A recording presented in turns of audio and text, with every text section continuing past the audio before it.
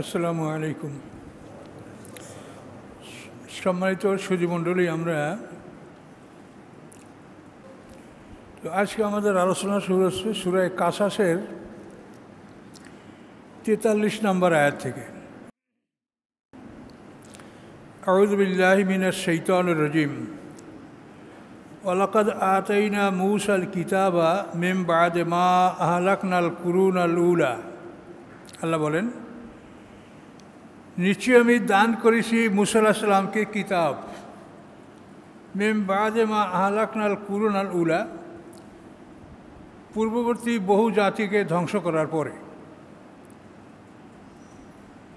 আদ, সামুদ, জাদিস, তাসাম, আসাবাইকা, কওমে তুব্বা,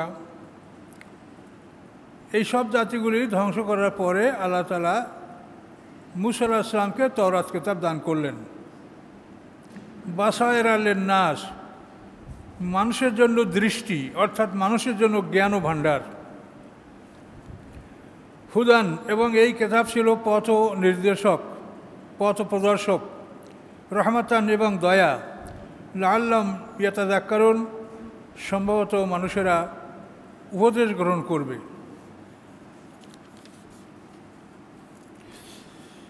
তো ইতিপূর্বে আমরা মূসা আলাইহিস সালামের অনেক কথা এখানে আমরা শুনেছি। এখন আল্লাহ তাআলা এই সামারিটা, রেজাল্ট আমাদেরকে বলছেন। ওমা কুনতা বিজানিবিল গারবি, আপনি পৃথিবীর পশ্চিম অঞ্চলে ছিলেন না। এজ কাদাইনা ইলা মূসাল, আমরা যখন আমি মূসার প্রতি আমার আদেশগুলি আমি দান করেছিলাম, তখন আপনি পৃথিবীর পশ্চিমাঞ্চলে ছিলেন না, অর্থাৎ মক্কা থেকে মিশরটা পশ্চিমাঞ্চলই হয়। ওমা কুনতা শাহিদিন, এবং আপনি তাদের মাঝে উপস্থিত ছিলেন না। মুহাম্মদ সাল্লামকে বলা হচ্ছে যে আপনি পশ্চিমাঞ্চলেও ছিলেন না, এবং আপনি মূসা আলাইহিস সালামের কাছে বা হারুন আলাইহিস সালামের কাছে আপনি উপস্থিত ছিলেন না। ওয়ালাকিন্না আনশানা, বরং আমি সৃষ্টি করেছি কুরুনান, বহু জাতি। ফাতাতাওয়ালা আলিমুল উমুর, অতি দীর্ঘকাল তারা হায়াত লাভ করেছে, জীবনকাল লাভ করেছে। ওমা কুনতা সাবিয়ান ফি আহলি মাদিয়ানা, এবং আপনি কখনো মাদিয়ানবাসীদের ভিতরে বসবাস করেননি, যে তাতলু আলিম, যে তাদের উপরে আপনি এগুলি পাঠ করে শোনাবেন। আয়াতিনা, আমার আয়াতগুলি। ওয়ালাকিন্না কুন্না মুরসিলিন, বরং আমি ছিলাম এগুলির প্রেরণকারী। আল্লাহ বলছেন যে মূসা আলাইহিস সালাম যে এত, আল্লাহ রসুল মুহাম্মদ সাল্লাল্লাহু আলাইহি ওয়াসাল্লাম এত বিস্তারিতভাবে যে ঘটনাগুলো বললেন, মূসা আলাইহিস সালামের জন্ম থেকে তার জীবনের শেষ পর্যন্ত উত্থান পতন সব ঘটনাগুলি বিস্তারিত বললেন। মাদায়েনে শুআয়ব আলাইহিস সালামের ঘটনা সেগুলি বললেন। তো এই কথা আপনি কি করে বললেন? তিনি একজন উম্মি, তিনি লেখাপড়া জানেন না, তিনি কোনো বই পড়ে শিখবেন এটা সম্ভাবনা নাই, তাকে কেউ শিখাবে এমন কারো ক্ষমতা নাই।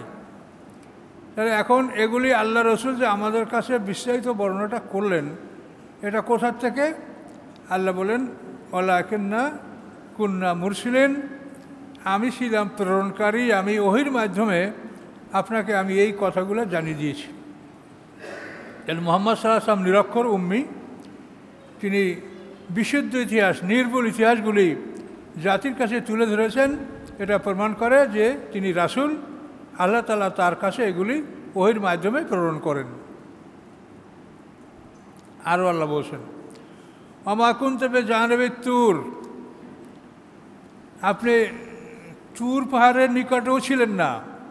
এই যে নাদাইনা, যখন আমি মূসা আলাইহিস সালামকে ডাক দিয়েছিলাম একটি বৃক্ষের মধ্যে, একটি আলোর মধ্যে, এই আলোর থেকে মূসা আলাইহিস সালামকে ডাক দেওয়া হয়েছিল। আল্লাহ তাআলা সেই কথা বলেন যে আপনি তখন তুর প্রান্তে ছিলেন না। এই নাদাইনা, যখন আমি মূসা আলাইহিস সালামকে ডাক দিয়েছিলাম। ওয়ালাকিন রাহমাতাম মির রাব্বিকা, বরং এগুলি সব হলো আপনার রবের পক্ষ থেকে আপনার প্রতি দয়া, যে তিনি আপনাকে দয়া করে এই রেসালাত দান করেছেন। কেন? লেতুনজিরা কওমান মা, যাতে আপনি ভয় দেখাতে পারেন এমন একটা জাতিকে, মা আতাহুম মিন নাযিরিম মিন কাবলিকা, যাদের কাছে আপনার পূর্বে কোনো রাসূল আসে নাই। ঈসা আলাইহিস সালাম থেকে মুহাম্মদ সাল্লাল্লাহু আলাইহি ওয়াসাল্লাম পর্যন্ত এই সময়ের মধ্যে মুহাম্মদ সাল্লাল্লাহু আলাইহি ওয়াসাল্লাম ছাড়া এর মাঝে আর কোনো রাসূল আরব অঞ্চলে আসেনি।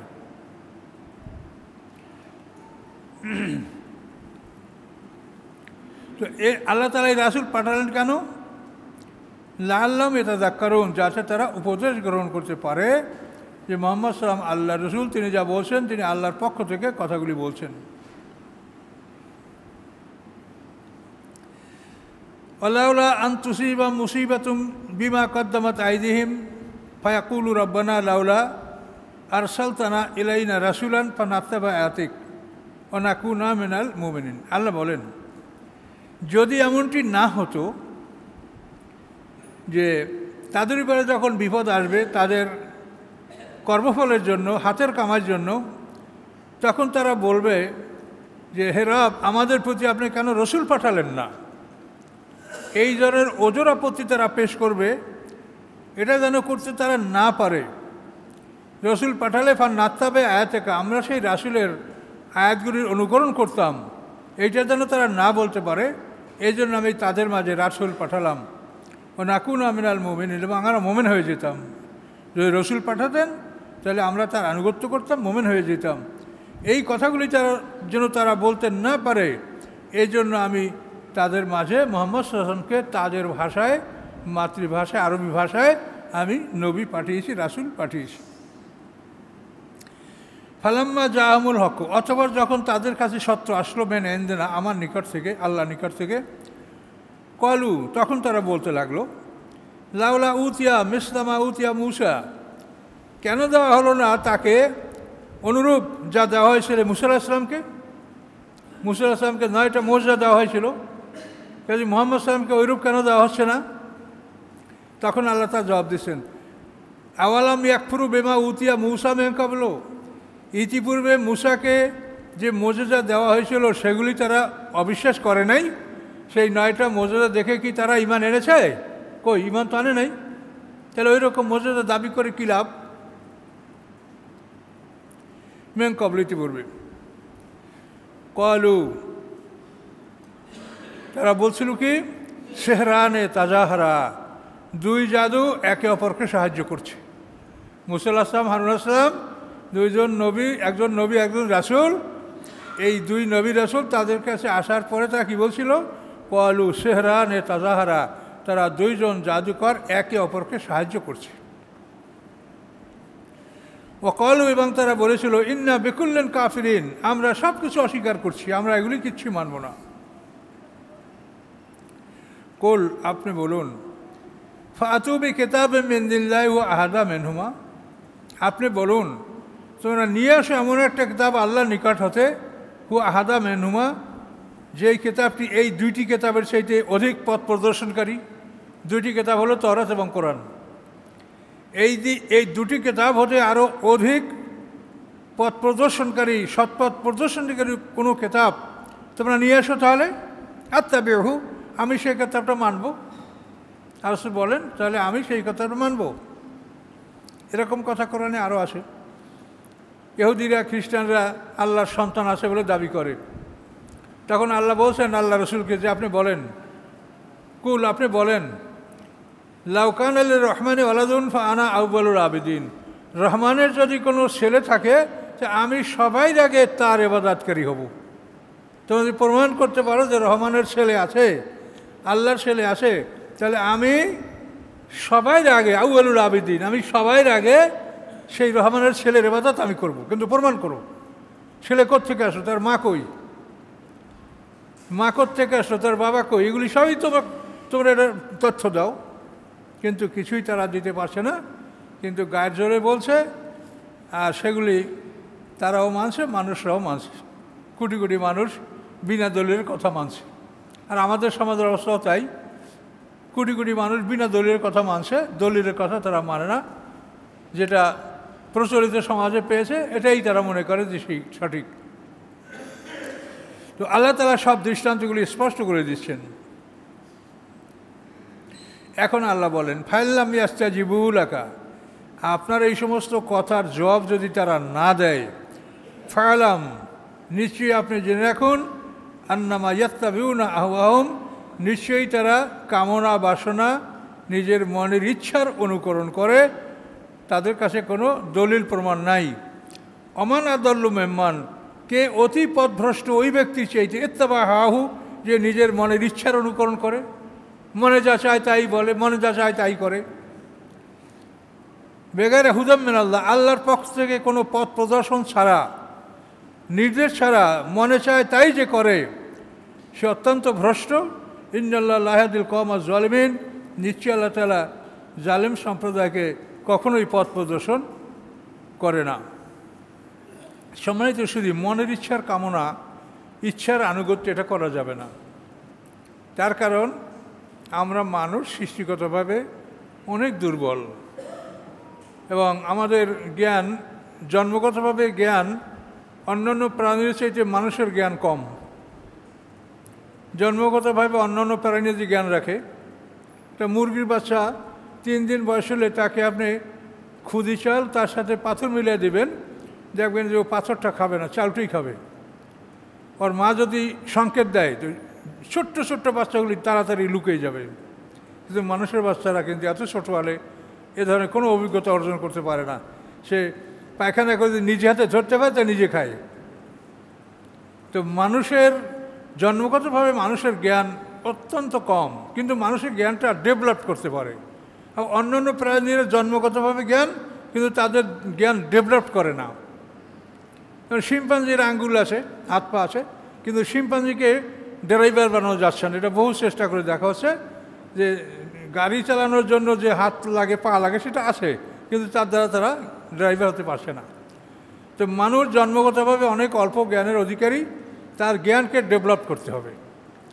এখন এই জ্ঞানকে আপনি ডেভেলপ করে শুধু যদি 2টা জীবন আপনার, শুধু এই একটা জীবনের জন্যই যদি আপনি জ্ঞানকে ডেভেলপ করেন, আর দ্বিতীয় জীবন যেটা আছে অনেক লম্বা, অনেক বড়, অনেক দীর্ঘস্থায়ী, সেই দিনের জন্য যদি আপনি আপনার জ্ঞানকে ডেভেলপ না করেন, তা আপনি ক্ষতিগ্রস্ত হবেন। এটা নিজের বিচারেই আপনি নিজে হাসরের ময়দানে হেরে যাবেন।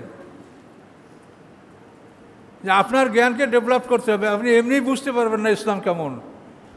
যেমন আপনি চেষ্টা না করে এমনি আপনি মাস্টার ডিগ্রি নিতে পারেন না, বহু পরিশ্রম করতে হয়েছে। তো এই জন্য পরকাল বোঝার জন্য, দিন বোঝার জন্য আপনাকে অনেক সময় দিতে হবে, ব্যয় করতে হবে। তো এই জন্য এই বিষয়গুলি মানুষের চিন্তাভাবনা করতে হবে। এবং নবী রাসূলের আগমনের উদ্দেশ্য এটাই যে একটা মানুষের জীবনের প্রথম থেকে শেষ পর্যন্ত তাকে একটা পরিচয় দিয়ে দেওয়া, যে একটা মানুষের জীবনে 8টা পর্ব। আমরা মানুষ, আমাদের শুরু, জীবনের শুরু হলো মৃত্যু থেকে। কাইফা তাকফুরুনা বিল্লাহি ওয়া কুনতুম আমওয়াতা, কীভাবে তোমরা কুফরি করছো, তোমরা ছিল মৃত। আমরা সবাই মৃত ছিলাম। আদম আলাইহিস সালামের পিঠ থেকে, আদম সন্তানদের থেকে আমাদেরকে পর্যায়ক্রমে, অর্থাৎ আদম থেকে তার 120 জোড়া সন্তান, সেই সন্তানের পিঠ থেকে তাদের সন্তান, তাদের পিঠ থেকে তাদের সন্তান, এভাবে আমার পিতার থেকে আমাকে, আপনার পিতা থেকে আপনাকে, এভাবে পর্যায়ক্রমে মানুষগুলি সব বের করার পরে আল্লাহ শুধু একটা প্রশ্ন করছেন, আলাস্তু বিরব্বিকুম, আমি কি তোমাদের রব নই? আমি কি তোমাদের রব নই? কলু বালা, আমরা সবাই বলছি সমস্যারে যে হ্যাঁ, আপনি আমাদের রব। এই সাক্ষী গ্রহণ করার জন্য আমাদের মধ্যে যে মুহূর্তের জন্য একটা জীবন সঞ্চার করা হয়েছিল, এটাকে জীবনের মধ্যে ধরা হয় নাই। এটা কোনো উপভোগ করার জীবন ছিল না। এখানে কেউ কিছু উপভোগ করতে পারে নাই, শুধু একটা কথার জবাব দিয়েছে। কিন্তু এই কথার জবাব দেওয়ার জন্য মানুষের মধ্যে প্রাণ সঞ্চার করতে হয়েছে। তো এই যে প্রাণ সঞ্চার করা এবং তার থেকে একটা উত্তর নেওয়া, এটা হলো যে মানব সৃষ্টি, এটার মানে কমপ্লিশন, এটা মানে চূড়ান্ত, যে এইবার মানব সৃষ্টিটা চূড়ান্ত হয়েছে। আপনি একটা কিছু আবিষ্কার করলে সেটা যদি আপনি পরীক্ষা না করেন, ততক্ষণ পর্যন্ত আবিষ্কারটা সফল হয় না বা পূর্ণতা লাভ করে না। অ্যাটম বোম বানায় যদি টেস্ট না করে, ততক্ষণ পর্যন্ত এটা পূর্ণতা লাভ করে না। তো আল্লাহ মানুষ বানাইছেন ইবাদতের জন্য, সে ইবাদতের যোগ্য কিনা এইটা বোঝার জন্য তাকে পরীক্ষা করতে হবে। তাহলে তার সৃষ্টির ব্যাপারটা কমপ্লিশন, এটা পুরো কমপ্লিট হবে যে না, এই সৃষ্টিটা সমাপ্ত হলো। তো আমাদেরকে যে একটু সময়ের জন্য আমাদের মধ্যে প্রাণটাকে ইনফিউজ করা হয়েছিল, আমাদের মধ্যে জীবন সঞ্চার করা হয়েছিল, এটা হলো যে আমরা যে উদ্দেশ্যে আমাদেরকে সৃষ্টি করা হয়েছে, আমরা সেই উদ্দেশ্যের জন্য ঠিক আছি কি না। আমরা ঠিকমতো সৃষ্টি হয়েছি না, প্রপারলি আমরা তৈরি হয়েছি কি না। তো ওইটা জীবন না, ওটা শুধু আল্লাহ পরীক্ষার জন্য একটু জীবন সঞ্চার করে একটা প্রশ্ন করে আমাদের সবাইকে মৃত্যু দান করলেন। এই মৃত্যুটার থেকে আমাদের জীবনের পর্ব শুরু। তো এখন আমরা সবাই একসঙ্গে মারা গেলাম, আবার হাসরের ময়দানে আমরা সবাই একসাথে উঠব। ইসরাফিলের দ্বিতীয় সিংহার ফুৎকারে আমরা সবাই একসাথে উঠব। প্রথম সিংহার ফুৎকারে আমাদের পদার্থের দেহটা একত্রিত হবে, হওয়ার পরে আমরা 40 বছর বিরতি থাকবে, আমরা ঘুমিয়ে থাকব। দ্বিতীয় সিংহার ফুৎকারে আমরা সবাই একসাথে উঠব। তাহলে এখন দেখেন, আমাদের সবাইয়ের মৃত্যু হলো একসঙ্গে, আবার দ্বিতীয় জীবন আমাদের শুরু হবে সবাইয়ের একসঙ্গে, কিন্তু মাঝখানের পর্বগুলি আমাদের আলাদা। আদমের পিঠ থেকে, আমাদের পিতাদের পিঠ থেকে আমরা সাক্ষী দিলাম, আমরা মরে গেলাম। মরে যাওয়ার পরে আমরা এখন আসছি। আমাদের পিছনে হাজার হাজার বছর পর্যন্ত পৃথিবীতে মানুষের আগমন ঘটে নাই? তাহলে আমাদের পৃথিবীতে আসাটা, অর্থাৎ মানে মৃত্যুর পরে যে বরজাক, পর্দার আড়ালে জগৎ, এইটা আমাদের সমান না। যারা নূহ আলাইহিস সালামের জমানায় জন্মগ্রহণ করেছে তাদের জীবনে পিছনের সময় খুব কমই ছিল।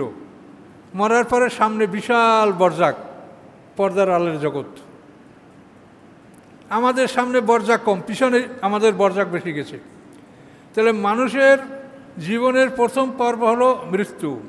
মৃত্যুর পরে বরজাক, মানে পর্দার আড়ালে জগতে ঢুকে পড়া। সেই পর্দার আড়ালে জগৎ থেকে আমরা পর্যায়ক্রমে পৃথিবীতে আসতেছি, একসঙ্গে আসতেছি না।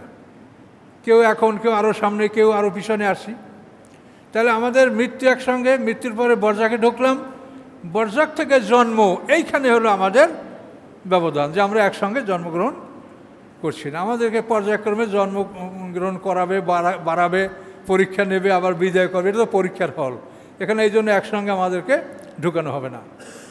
তাহলে প্রথম মৃত্যু, এই প্রথম পর্বটা সবাই একসঙ্গে হয়েছে। তারপর হলো বরজাক, পর্দার আড়ালে জগতে ঢোকা। এই পর্দার আড়ালে জগতে আমরা পিতামাতার পিঠে আমরা অবস্থান করছিলাম, এবং পিতামাতার পৃষ্ঠ থেকেই আমরা দুনিয়াতে আসি, এটা আপনারা সবাই জানেন। তাহলে মৃত্যু, বরজাক, এই বরজাক বা পর্দার আড়ালে জগৎ, এই বরজাকের পরে আমাদের জন্ম, জন্মের পরে আমাদের এখন জীবন, এই জীবন উপভোগ করছি।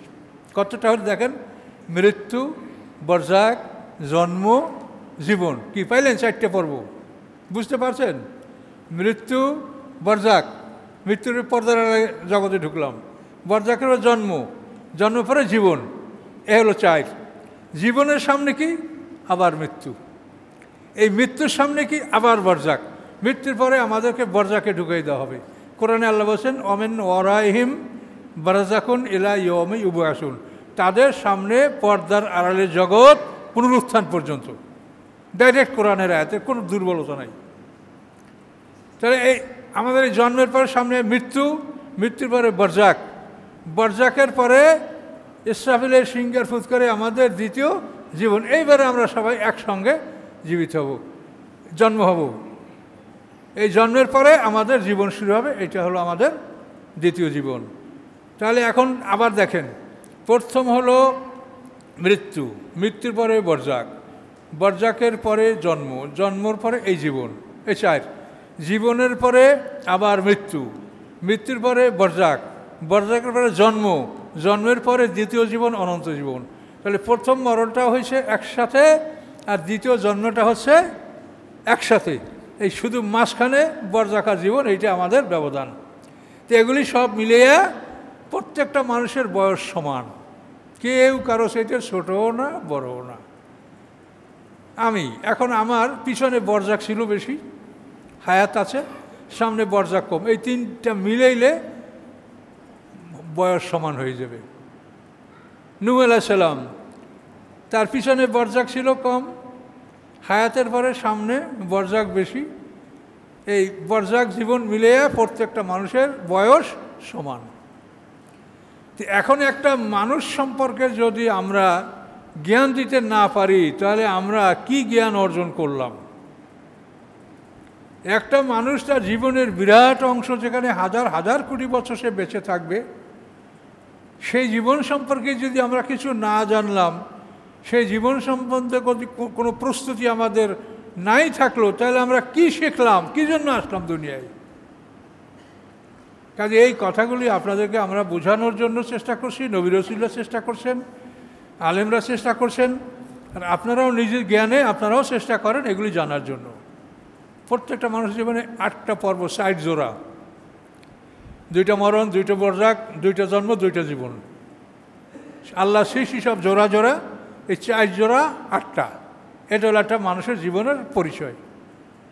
এটা যদি আপনি না বোঝেন তাহলে আপনি কোনোভাবেই আপনি কোরআনের কথার সাথে আপনার জীবনকে মিলাতে পারবেন না।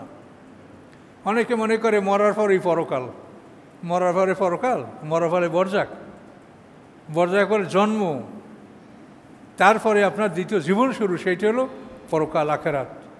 কাজে এগুলো আপনাকে বুঝতে হবে।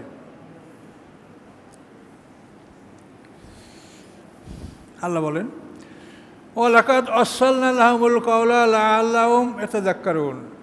আল্লাহ বলেন, আমি আরসালনা মানে মিলিয়ে রাখা, মানে একের পর এক, একের পর এক, আমি একের পর এক তাদের জন্য কথাগুলি আমি পাঠিয়েছি। লাআল্লাহুম ইয়াতাযাক্কারুন, যাতে তারা উপদেশ গ্রহণ করতে পারে। একের পর এক, একের পর এক আমি তাদেরকে উপদেশ বাণী পাঠিয়েছি, যাতে তারা উপদেশ গ্রহণ করতে পারে। আল্লাযীনা আতাইনাহুমুল কিতাব মিন ক্বাবলি হুম বিহি ইউমিনুন, যাদেরকে আমি দিয়েছি কিতাব মিন ক্বাবলিহি, এই কোরআনের পূর্বে, মুহাম্মদ সাল্লাল্লাহু পূর্বে, হুম বিহি ইউমিনুন, তারা এই কোরআনের প্রতি ঈমান আনে, অর্থাৎ পূর্ববর্তী আহলে কিতাব তারা এই কোরআনকে বিশ্বাস করে। ওয়া ইযা ইউতলা আলাইহিম, যখন তেলাওয়াত করা হয় তাদের উপরে, ক্বালু, তখন তারা বলে, আমান্না বিহি, আমরা এই কোরআনের প্রতি ঈমান আনলাম। ইন্নাহুল হাক্কু মির রাব্বিনা, নিশ্চয়ই এই কোরআন সত্য আমাদের রবের পক্ষ হতে। ইন্না কুন্না মিন ক্বাবলি মুসলিমিন, নিশ্চয়ই আমরা এর আগেও আত্মসমর্পণকারী ছিলাম। মানে এই যে তাকে পাঠ করে শুনে, এর আগেও, অর্থাৎ এর আগে মানে তাদের কাছে তাওরাত ছিল, সেই কিতাবেও মুহাম্মদ সাল্লাল্লাহু আলাইহি ওয়াসাল্লাম এবং কোরআনের কথা উল্লেখ আছে। সেই জন্য বলে যে এর আগেও আমরা এই কিতাবের প্রতি আত্মবিশ্বাসী আমরা ছিলাম। আল্লাহ বলে, উলাইকি উতাউনা আজরাম মাররাতাইন, এদেরকে আল্লাহ তাআলা তাদের দ্বিগুণ সওয়াব দান করবেন, 2 বার দিবেন। যেহেতু তারা পিছনে আসমানি কিতাবে ঈমান এনেছে, এই জন্য তারা একটা সওয়াব পাবে। আবার কোরআন নাযিল হওয়ার পরে কোরআনের উপরেও তারা ঈমান আনলো, এই তাদের ডবল ঈমানের জন্য তারা ডবল সওয়াব পাবে, এটা আল্লাহ ঘোষণা করলেন। উলাইকি উতাউনা আজরাম মাররাতাইন, এদেরকে আল্লাহ তাআলা 2 বার সওয়াব দিবেন, বেমা সবারও, তাদের ধৈর্যের কারণে। ওয়ায়াদরাউনা বিল হাসানাতি সাইয়্যা, এবং তারা দূর করে ভালো দ্বারা মন্দকে, ভালো দ্বারা মন্দকে দূর করে। অর্থাৎ আপনি একটা গালি দিছে, আপনি গালি দিতে পারবেন না, আপনি ধৈর্য ধারণ করবেন এবং তাকে উপদেশমূলক কথা বলবেন। আপনাকে একজনে ক্ষতি করছে, আপনি তার উপকার করেন, আপনিও ক্ষতি করিয়েন না। এটা হলো মোমেনদের বৈশিষ্ট্য এবং আল্লাহর শিক্ষা। ওয়ায়াদরাউনা বিল হাসানাতি সাইয়্যা, তারা ভালো দ্বারা মন্দকে প্রতিহত করে। এইটা কিন্তু একটা বিরাট ব্যাপার, এটা ছোটো মনে করবেন না। একজনে আপনাকে গালি দিয়েছে, মন্দ বলেছে, আপনাকে তিরস্কার করেছে, এটা ধৈর্য ধারণ করিয়া যে আপনি তার সাথে ভালো ব্যবহার করবেন, এটা কিন্তু একটা বিরাট সাধনার ব্যাপার। আমাদের তো কি একটা মন্দ বললেই সাথে সাথে আমার শরীর দ্বিগুণ রাগ হয়ে যায়, সে একটা বলছে আমি তাকে 2টা বলি, এইটাই তো সমাজের স্বভাব। কিন্তু আল্লাহ বলছেন না, এটা আমার বিধান না। আমার বিধান হলো তুমি ভালো দ্বারা মন্দকে প্রতিহত করবে। কখনোই তোমাকে মারলে, কাটলে, আঘাত করলে, জখম করলে তুমি তার প্রতিশোধ নিতে পারবা, এটা শরীয়তে বিধান রাখা হয়েছে। কিন্তু গালিগালাজ করলে তার কোনো প্রতিকার বিধান রাখা হয় নাই। সেখানে বিধান রাখা হয়েছে যে তুমি ভালো দ্বারা সেটাকে প্রতিহত করবে। কী কথা বুঝতে পারলেন? কোনো বছর দাঁতের বদলে দাঁত, নাকের বদলে নাক, কানের বদলে কান, অল জুরুহা কেসাস, সমস্ত আঘাতের প্রতিশোধ আছে, সমস্ত আঘাতের কেসাস আছে, কিন্তু গালিগালাজের কোনো কেসাস নাই। এই জন্য সবসময় আপনি এই খাসলাতটা অর্জন করা, এটা বিরাট সাধনার ব্যাপার। আপনি অনেক ধৈর্য ধারণ না করলে এই স্বভাব আপনি অর্জন করতে পারবেন না।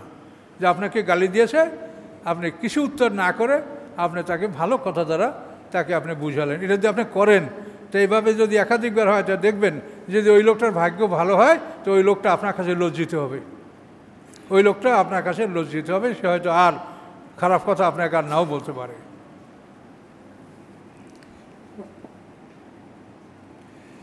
এবং আমি তাদেরকে যা জীবিকা দান করেছি তার থেকে তারা ব্যয় করে। সম্পদ ব্যয় করা এটা একটা বিরাট ব্যাপার। জাকাত ওসুর অন্যান্য সব কিছু তো দিবেন, তারপরও দান করবেন। তার কারণ এগুলি আপনার পরকালের জন্য। আল্লাহ রসুল বলছেন যে তোমরা তোমাদের নিজের সম্পদের চাইতে অপরের সম্পদ বেশি ভালোবাসো। সাহাবীরা বলেন, ইয়া রাসূল, এটা কেমন করে হয়? তখন আল্লাহ রসুল বলেন, তোমার কি? তুমি যা খেয়েছো, তুমি যা ব্যবহার করেছো, তুমি যা দান করছো, এটা হল তোমার। তুমি যা সঞ্চয় করেছো তা তো তোমার না। তো এখন ওই সঞ্চয় করার টাকা পয়সা যাতে ভাঙ্গা না লাগে, আপনারাও তো ওই রকম করেন যে না, ব্যাংকের টাকাটা তুলব না, ওইটা থাকে, এই দিক দিয়ে সেদিক দিয়ে দরকার বোধে একটু ধার করি বা অন্য কায়দা করিয়া বা সুদের টাকার দায়ী সংসারটা চালায়, আর মূল টাকাটা থাইকে যাক। তাহলে অবস্থাটা কী হলো যে আপনি নিজের সম্পদের চাইতে অপরের সম্পদ আপনি ভালোবাসছেন। কোরআন আপনাকে এগুলি বলে দিচ্ছে। ওয়াইজা সামিউল লাগবা আরাদু আনহু, যখন তারা কোনো বেহুদা কথাবার্তা শোনে তখন তারা তার থেকে ফিরে থাকে। অসার কথা, দলিল নাই, প্রমাণ নাই, যুক্তি নাই, জানে না কিছু, শুধু কথা বলতে থাকে বক বক বক বক করে। এগুলো সাধারণত আগে, এখন এই চর্চাটা একটু কম দেখি। আগে দেখছি এই লোকাল ট্রেনে যখন যাত্রীরা যায় না, তারা এমনভাবে তর্কলিপ্ত শুরু হইতো, মানে একেবারে ওই বাগেরহাট থেকে খুলনা পর্যন্ত তারা কথাই বলতে থাকতো সবাই, অথচ কোনো ধর্মীয় কথা বা জ্ঞানের কথা নাই। এগুলো লাভ হলো বেহুদা, যে কথার কোনো মূল্য নাই, ফল নাই। এবং এই বেহুদা কথাটা কিন্তু মানুষের জীবনে একটা বিরাট ক্ষতিকর। 18 পারায় যে মোমেনদের মুক্তির জন্য যে আল্লাহ কতগুলি শর্ত দিয়েছেন, কদাফলাল মোমেনুন আল্লাযীনা বি সলাতিহিম খাশিউন ওয়াল্লাযীনা আনিল লাগবি মুরিদুন। প্রথম শর্ত দিয়েছেন নামাজি বিনয়ী যারা হবে তারা মুক্তি পাবে। 2 নম্বরে দিয়েছেন বাজে কথার থেকে যারা দূরে থাকে, বাজে কাজ যারা বর্জন করে তারা মুক্তি পাবে। তো দেখেন, এই বাজে কথা, বাজে কাজ, আপনি ফজরের নামাজ পড়লেন, তাদের সর্বমোট মিলিয়ে ধরেন আপনি 300 থেকে 500 ওয়ার্ড শব্দ আপনি আল্লাহর কালাম ব্যবহার করেছেন। কিন্তু এখন ফজর থেকে জোহর পর্যন্ত যদি আপনি 10,000 বাজে কথা বলেন, যেটা তো সবই লেখা হয়েছে, সবই ওজন করা হবে, তাহলে এখন আপনার নেকামল হচ্ছে 300 বা 500, আর বাজে কথা আছে 5,000 10,000। তাহলে আপনার নেকামল কি ভারী হবে? সে নেকামল কি বদামলকে করে হালকা করতে পারবে? তা আপনি তো আসামি হয়ে যাবেন। এই জন্য বাজে কথা, যে কথা না বলে, যেটা আপনি দেখেন সংসারে ঘরে অনেক সময় এরকম ছেলে মেয়ে স্ত্রীরা তারাও এমনভাবে কথা বলে, যে কথা একবার বললে হয়, একবার না বললে 10 বার বলবে, না হয় ঘুরে বলবে, নাহলে এভাবে সেভাবে বলবে। এগুলো তাদেরকে বোঝাবার চেষ্টা করেন যে তোমরা এই যে কথা বলছো, এটা ফেরেশতারা লিখছে, ওজন হবে। তুমি নামাজ পড়ছো কতটুক, তুমি ফজরের পরে কোরআন শরীফ তেলাওয়াত করছো 1 পারা, কিন্তু এরপরে তুমি 6টা থেকে 12টার মধ্যে তুমি 10,000 বাজে কথা বলছো, তাহলে তোমার লাভ হলো কি? এই জন্য লাভ কথাটা আল্লাহ বলছেন, এটা কোনো ছোটো মনে করবেন না। বাজে কথা বলা, বাজে কথা শোনা, বলবেনও না, শুনবেনও না। এই যে ludo, carrom board, drum board, এই সমস্ত খেলাধুলা, এগুলো কিন্তু বাজে কথা, টাস, এগুলো কিন্তু মানে বিনা আপনার সময় নষ্ট করা ছাড়া এর কোনো উপার্জন নাই। লুডো, টাস, 32 ড্রাম বোর্ড, আপনি যাই করেন, ক্যারাম বোর্ড, সময় নষ্ট হওয়া ছাড়া কোনো ফলের মধ্যে নাই। আপনাদের এতই সময় যে কিভাবে সময় নষ্ট করবেন, আর আপনারা শুনলে কি মনে করেন আমরা যে এত বয়স্ক, এখনও দেখি যে আমাদের মোটে সময়ই হয় না। যতক্ষণ সময় থাকে তখন এইটা পড়ি, ওইটা পড়ি, এইটা জানি, ওইটা জানি না, এভাবে আমাদের মোটে সময়তে হয় না। আর আপনাদের এত সময় যে কিভাবে কাটাবেন, ক্যারাম বোর্ড নিয়ে দাঁড়ায় গেলেন, 2-4 ঘন্টা কেটে গেল। তাই বুঝবেন যখন সময় আসবে যে এই সময়ের আপনার কত মূল্য ছিল। আজকাল যখন আসবে তখন আপনি সারা পৃথিবীর সম্পদ তার সামনে উপস্থাপন করে 1 মিনিট সময় তার থেকে নিতে পারবেন না। কি পারবেন? রব্বি লাউলা আখারতানি ইলা আজালিন করিব, হে রব, যদি আপনি আমাকে একটা মুহূর্তের জন্য সময় দান করেন, ফাআসাদদাকা ওয়া আকুম মিনাস সালিহিন, আমি সৎকার করব, আমি সৎকর্মশীলদের অন্তর্ভুক্ত হব। এই যে অনুরোধ বান্দা করবে, কোরআনে আল্লাহ বলেছেন। আল্লাহ কি বলছেন তার জবাবে? আল্লাহ ইউআখিরুল্লাহু নাফসান ইযা জাআ আজালুহা, কোনো মানুষের যখন নির্ধারিত সময় আসবে তাকে 1 মুহূর্ত আর সময় বাড়িয়ে দেওয়া হবে না। কাজে সময় অত্যন্ত মূল্যবান। এই সময়কে আপনারা বাজে কাজে নষ্ট করেন না, জীবন সম্পদে জানার চেষ্টা করেন। আপনার নিজের জীবন সম্পর্কে আপনি জানার চেষ্টা করেন যে আপনার জীবনটা কি, এর শুরু কোথায়, শেষ কোথায়। এবং সবসময় একটা কথা মনে রাখবেন, আপনি আমরা সবাই মানুষ, আমরা একটা খাঁচা নিয়ে এখানে বসে আছি। এই খাঁচার মধ্যে একটা জিনিস আছে, এটা কি? রূহ, নফস এবং রূহ। এগুলি এটার মধ্যে আসে বলেই আমরা বসে আছি, কথা বলছি, শুনছি। এগুলি যখন চলে যাবে তখন লাশ। তাহলে এখন আমাদের এই খাঁচার মধ্যে যে প্রাণটা ঢুকলো, এটা কি আপনার কাছে বা আমার কাছে পারমিশন নিয়ে ঢুকছে যে আপনার মধ্যে আমি প্রাণ আমি ঢুকি? বলেন, এই প্রাণটা যখন আপনার মধ্যে ঢুকেছে, সে কি পারমিশন নিয়ে ঢুকেছে? কখন ঢুকেছে আপনি কি জানেন? জানেন না। আবার এই প্রাণটা যখন আপনার বের হয়ে যাবে, তখন কি আপনার কাছ থেকে অনুমতি নিয়ে বের হবে যে আমি এখন যাই স্যার? কে? সে যখন যেতে চাবে তখন এখন এমনভাবে যাবে যে আপনি সমস্ত পৃথিবীর শক্তি, আপনার শ্রম, কৌশল, আপনার স্ট্র্যাটেজি সব ব্যবহার করে তাকে আপনি রুখতে পারবেন না। কি পারবেন? লাইফ সেভারে থাকেন আর যেখানেই থাকেন, কি পারবেন? তাহলে এখন এমন একটা জিনিস নিয়ে আমরা এই খাঁচার মধ্যে ধারণ করছি, এমন একটা জিনিস খাঁচার মধ্যে ধারণ করছি যে ঢোকার সময় আমার পারমিশন নিয়ে ঢোকে নাই, যাওয়ার সময় আমার পারমিশন নিয়ে যাবে না, আবার দ্বিতীয়বার যখন জীবিত হব তখনও আমার পারমিশনে সে আমার মধ্যে ঢুকবে না। সে আল্লাহ যখন আদেশ দিবেন, ইসরাফিলের সিঙ্গার ফুৎকারি আমার এই খাঁচার মধ্যে আবার ঢুকে যায়। প্রথম সিঙ্গার ফুৎকারি এই খাঁচা তৈরি হবে, দ্বিতীয় সিঙ্গার ফুৎকারের মধ্যে প্রাণ ঢুকবে।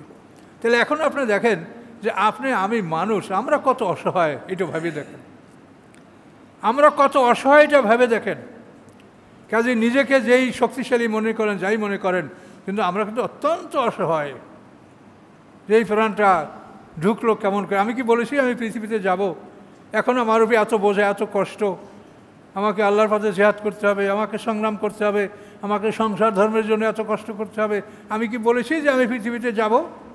বলিনি। আমাকে এখানে আনা হয়েছে, আবার এখান থেকে আমাকে জোরপূর্বক নিয়ে যাওয়া হবে, আবার আমাকে পুনরায় জীবিত করা হবে। এটা আল্লাহর ইচ্ছা। এখানে আমি আল্লাহর সাথে কোনো মোকাবেলাও করতে পারবো না, আর এর সাথে আমরা কিছুই করার কোনো ক্ষমতা আমার নাই। আল্লাহ বলেন, তিনি যা করেন তাকে কেউ জিজ্ঞাসা করতে পারে না। লা ইউসআলু আম্মা ইয়াফআলু, তিনি যা করেন তাকে কেউ জিজ্ঞাসা করতে পারে না। ওহুম ইউসআলুন, তাদের সবাইকে জিজ্ঞাসা করা হবে। আল্লাহকে জিজ্ঞাসা করার কোনো ক্ষমতা নাই। আপনার আল্লাহর কোনো কথা, কোনো আয়াত, কোনো বিষয় যদি আপনার কাছে মনে হয় যে এটা এইরকম নাই ওই রকম হইতো, এটা আপনি তখন লাহাওলা পড়বেন, তখন আপনি বুঝবেন যে এই আল্লাহর এই কাজের উপরে আমি হস্তক্ষেপ করতে যাচ্ছি। তিনি যেভাবে করেছেন ওভাবে আপনি আত্মসমর্পণ করেন।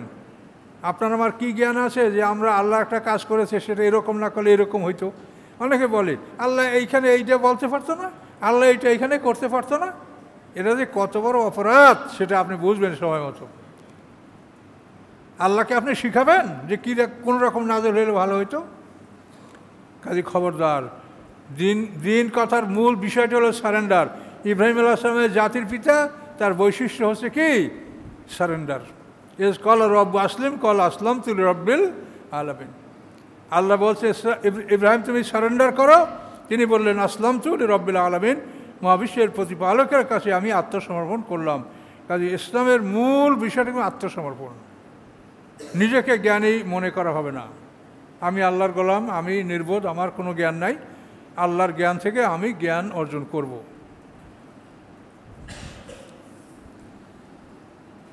তো আল্লাহ বলেন যে তারা যখন বাজে কথা, বাজে কাজ, এই অনুষ্ঠানগুলি থেকে তারা যখন অতিক্রম করে বা শোনে, কলু, তারা বলে লানা আমালুনা লাকুম আমালুকুম, আমাদের জন্য আমাদের কাজ, তোমাদের জন্য তোমাদের কাজ। সালামুন আলাইকুম, তোমাদের প্রতি সালাম। অর্থাৎ তাদের সাথে তর্ক লিপ্ত হবেন না। এই সালাম মানে বিদেয়ী সালাম, যে ভাই মাফ করেন সালাম। আপনি এদের সাথে তর্ক লিপ্ত হবেন না। আল্লাহ নাবতাগিল জাহেলিন, আমরা জাহেল বা অজ্ঞতা, মূর্খতা আমরা কামনা করি না। কাজে এগুলি কাজ, অজ্ঞতা, মূর্খতা, জ্ঞানহীন কথাবার্তা বলা, এগুলি আমরা কামনা করি না। এই বলে তাদেরকে সালাম দিয়ে সরে পড়বেন, তাদের সাথে লিপ্ত হবেন না। ইন্নাকা লা তাহদি মান আহবাবতা, হে রাসূল, যাকে আপনি ভালোবাসেন অবশ্যই আপনি তাকে হেদায়েত দান করতে পারেন না। ওয়ালাকিন্নাল্লাহু ইয়াহদি মান ইয়াশা, বরং আল্লাহ যাকে ইচ্ছে তাকে হেদায়েত দান করেন। রাসূল ভালোবেসে কাউকে হেদায়েত ধরতে পারবেন না। যদি তাই পারতেন তাহলে তার চাচা আবু তালেবকে তিনি হেদায়েত দান করতে পারতেন। আল্লাহ রসুলের জন্মের 6 মাস আগে পিতা মারা যায়, 6 বছর বয়সে মাতা মারা যায়, 8 বছর বয়সে দাদা মারা যায়। এই 8 বছর বয়স পার হয়ে যাওয়ার পর থেকে মৃত্যু পর্যন্ত আল্লাহ রসুলের অভিভাবক ছিলেন আবু তালেব, চাচা আবু তালেব। কিন্তু তাকে আল্লাহ রসুল হেদায়েতের মধ্যে আনতে পারেন না। এটা আল্লাহ বলেন যে রাসূল আপনি কাউকে হেদায়েত করতে পারবেন না, হেদায়েত আল্লাহর হাতে। তাহলে আমাদের আল্লাহর কাছেই হেদায়েত চাইতে হবে। তো যারা সুন্নাত পড়ে না তারা কাবলাল জুমা 4 রাকাত